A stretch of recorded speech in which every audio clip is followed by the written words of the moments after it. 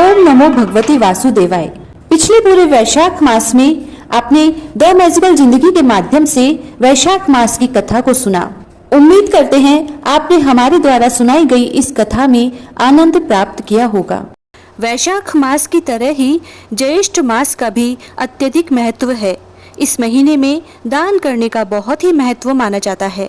साथ ही जेठ महीने की कहानी और महात्म भी कल से आपके अपने चैनल द मैजिकल जिंदगी पर इसी तरह लगातार सुबह 5 बजे प्राप्त होते रहेंगे, जिसमें आप जेठ महीने में सुनी जाने वाली कहानियां और उसकी महत्वता को जान पाएंगे।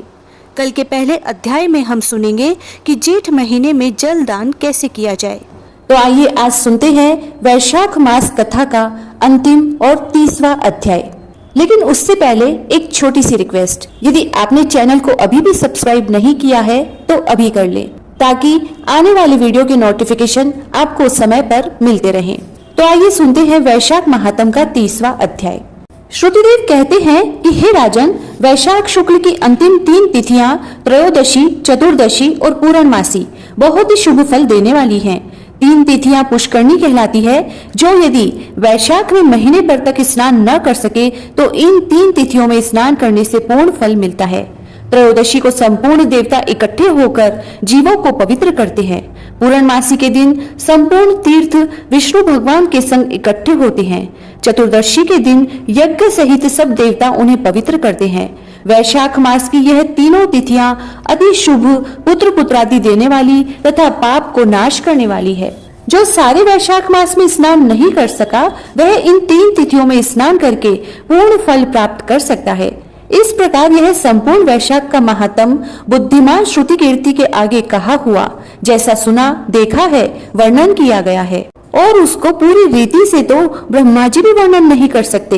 पहले शिव जी ने कैलाश पर्वत पर पार्वती जी को कथा सुनाई तो 100 वर्ष में भी पूरी नहीं हुई। श्री विष्णु भगवान जगन्नाथ श्री नारायण के बिना इस कथा को कौन कह सकता है।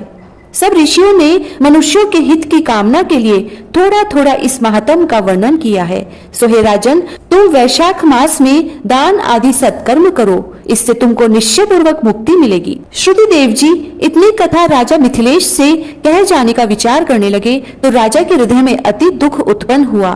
फिर बड़े उत्सव के साथ श्रुति देव जी को पालकी में बैठा सारे नगर की परिक्रमा कराकर अंतपुर में लाया और वस्त्र, आभूषण, गो, पृथ्वी, तेल, स्वर्ण तथा सब प्रकार के वैभव सामने रखकर हाथ जोड़ सन्मुख खड़ा हो गया।